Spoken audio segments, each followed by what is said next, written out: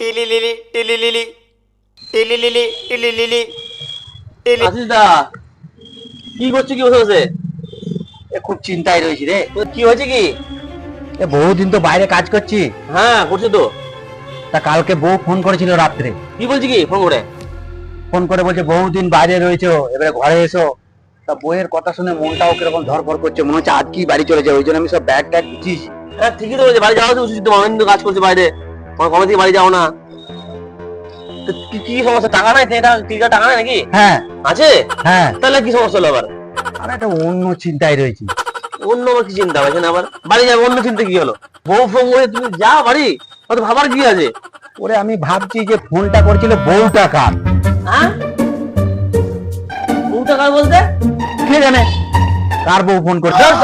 নিজে ফোন করে তাহলে? কে জানে কার বউ, বুঝতে পারছি না।